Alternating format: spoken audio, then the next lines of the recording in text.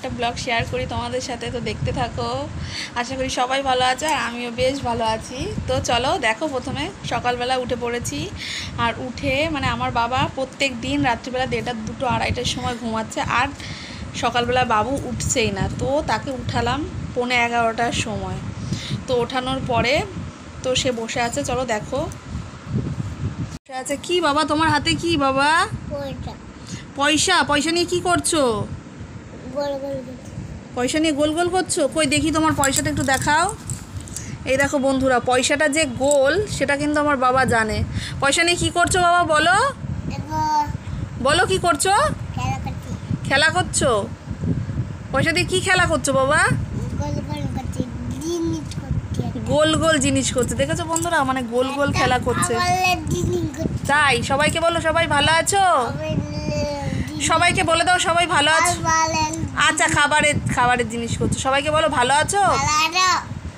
সবাই like comment করো।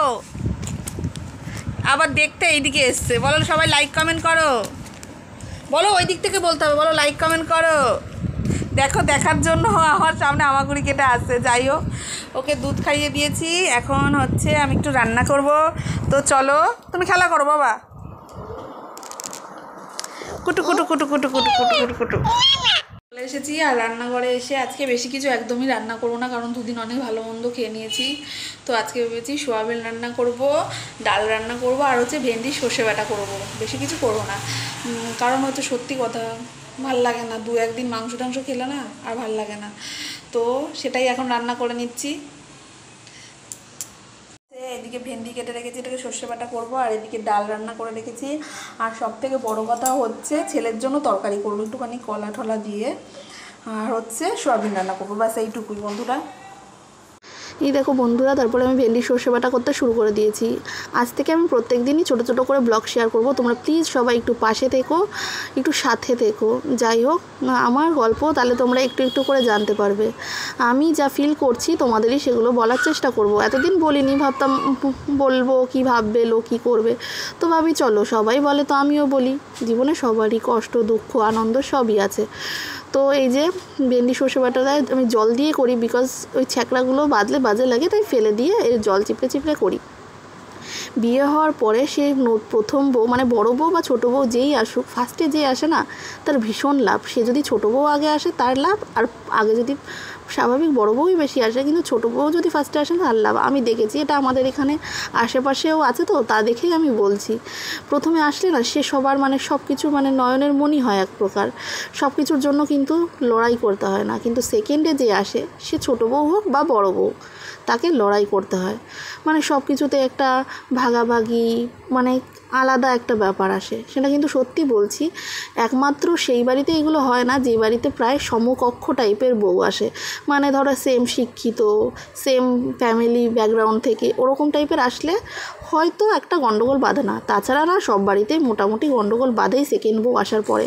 দোষ কিন্তু সেকেন্ড বউয়েরই হয়, বিকজ কারণ সেকেন্ড বউ এসে বুঝতেই পারে না যে তার অস্তিত্বটা কোথায়। সে ততক্ষণ ভালো থাকে যতক্ষণ সে মুখ বুঝে সবটা দেখতে থাকে।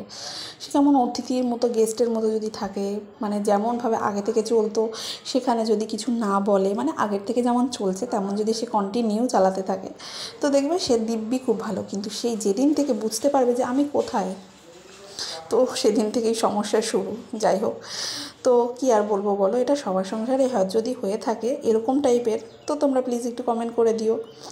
তো যাই হোক, এই দেখো আমার ভেন্ডি সর্ষে বাটা হচ্ছে। তারপরে তো এভাবে জীবন চলছে। তো জীবন চলতে চলতে অনেক কিছুই পেলাম, অনেক কিছু হারালাম, অনেককে ভালোবাসলাম, অনেককে দুঃখ দিলাম, সবটাই জড়িয়ে আছে। তো সেটাই তোমাদের টুকটুক করে বলবো প্রত্যেক দিন একটু একটু করে। তো জানি আমি সবার কাছে খারাপ, বাট তাতে আমার কোনো সমস্যা নেই, কারণ আমি নিজের কাছে আমি যেটুকু করেছি, আমি যেটুকু ভাবি যে জীবনে সবারই সব কিছুতে ইচ্ছা করে। কারো শ্বশুরবাড়ি গিয়ে ইচ্ছা করে যে আমারও কিছু হবে, আমিও আমার রান্না করব, আমারও একটা কিছু থাকবে। তো যেই হোক, সেটা পাওয়ার গল্পই তো তোমাদের সাথে শেয়ার করব। তো এই দেখো আমার ভেন্ডি সর্ষে বাটা হয়েছে, আর একটুখানি টেস্ট করে নেব। তো খেতে কিন্তু সেই হয়েছিল। আমার এই ভেন্ডি সর্ষে বাটা খুব ভালো লাগে, বাট অনেক দিন বাদে 1-2 দিন। তো চলো দেখো, এবার আমি একটুখানি টেস্ট করে নিলাম, হেভি টেস্টি হয়েছিল। তো এটা নামিয়ে ফেললাম। আর তোমরা প্লিজ আমার চ্যানেলটা নতুন যারা দেখবে তারা একটু সাবস্ক্রাইব করে দিও, আর প্লিজ আমার ভিডিওটা প্রত্যেক দিন একটু দেখার চেষ্টা করো, তো পাশে থেকো, তোমাদের কাছে এটাই রিকোয়েস্ট। আজকের ব্লগটা খুবই ছোট করলাম, কারণ আমি ব্লগ আগে থেকে বানিয়ে রাখিনি, তো তার জন্য এটা সোয়াবিনটা সেদ্ধ করে নিচ্ছি, এটা রান্না করব। আর হচ্ছে ছেলের